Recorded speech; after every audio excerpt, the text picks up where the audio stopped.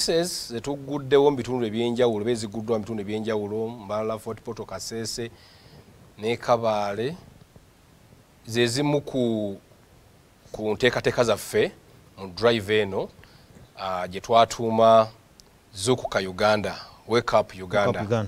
Bw'oba wali olinnyeko ennyonyi olwo kye bayita last boarding call. Kati tujjukiza bannayuganda nti obudde bwe buno. Omulamu omukulu yes obudde bwe buno bannayuganda bazuukuke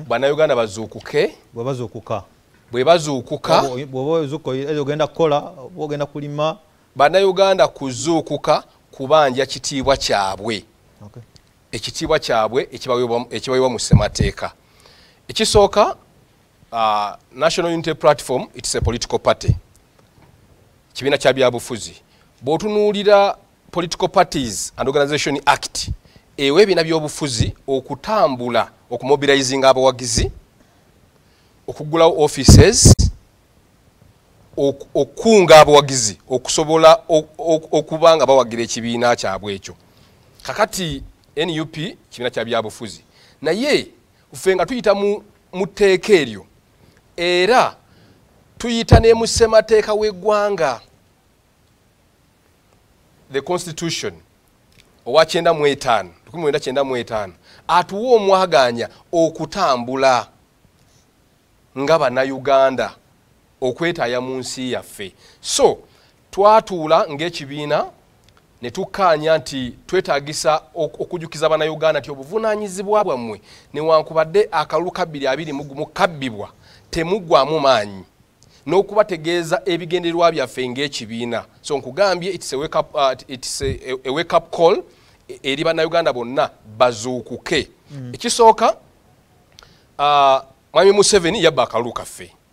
Mwami Museveni mu kalulu n'akalulu nga kawedde yajja atemula abantu baffe era yajja asiba abantu baffe bangi nga 18 ne 19 Masaka ya Kampala abantu abasukka mu 10 battibwa nga President Kyagulanyi akwatiddwa eruuka battibwa. N'akalulu nga kawedde bangi battiddwa era bangi bakyali makomera. Kati bannayuganda tubagamba nti mukola ki? Muzuukuke tubanje obuwanguzi bwaffe. Ekyo kimu. Ekyokubiri mulwane muddemu amaanyi tusobole okulaba nti Uganda ebeera mu makubo amatuufu agalimu abantu abagoberera demokrasiya. Ekyo kubanja obuwanguzi kyali mu myaka ebiri after the election mukyabanje. Kakati mission yaffe obuwanguzi NUP ne People Power Movement, it's a revolutionary force. Ufete twajja kubeerawo tuline Mwami Museveni bwatirimbula abantu bwasiba abantu baffe tumulinde paka wana akadwa aletene mutabanyi we. Fesi mission gye twajjirako twajja mu mission ya kujjako Museveni n'abantu be. Era banayo nga tuyita mu demokrasiya mu democratic institution zonna zetugoberera. Kubanga buli kye tukola tukikola mu mateeka. Kati bannayuganda abali eyo tubadde tugenda okubazuukusa. Abatunuulira President waffe Kyagulanyi is a symbol of change, is a symbol of hope.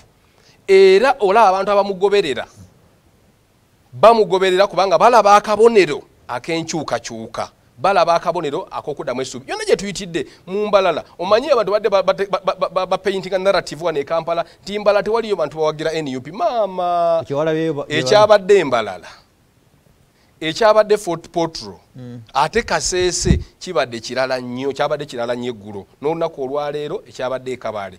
Kakati eyo Western Uganda tugimaze. Museveni gyabadde ayita stronghold ye.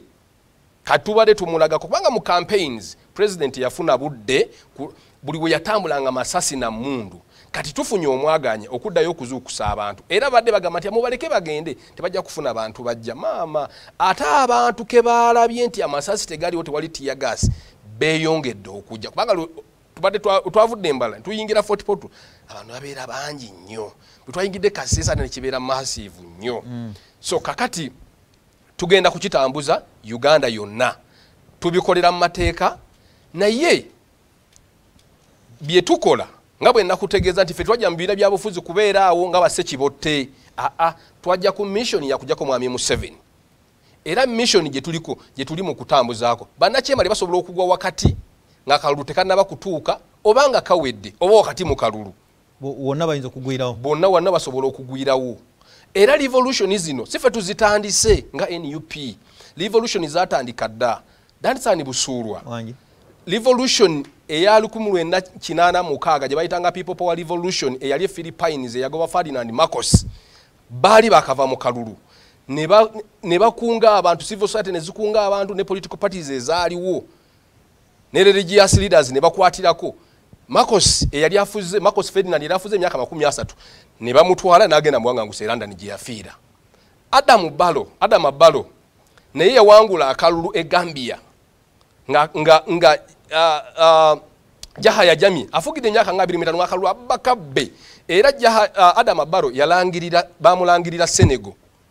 yalayirira Senegal ne bamuleeta ECOWAS n'emuyambako Ali Bongo ono gwe bagyeko ku Saturday kabadde kalulu yakadibaze yamugamba yes namulayo musajja mukulu nga yenna abongoose alwana agamba munyambe mukole noise ku Facebook gye yajjako zi France waliwo channels ezibadde zisinzira France channel 4 n'endala TV yali azigyeko mbiseera byakalu ngaera bye bakola wano nti Facebook n'ekisira kino teddangako era neewunya olumwami Museveni ne government ye tilwaki bapostinga ku Facebook ate gye bajjako ebitongole bya government byonna bipostinga ku Facebook naye kennyini mwami Museveni ne State House bipostinga ku Facebook so okutambula kwaffe kuzuukusaba na Uganda abaala ba Saddam Ali Bashir yawangula n'ebitundu bakyali 9 naye abantu beekunga saawa zino Al Bashir owa Sudani ali mu komera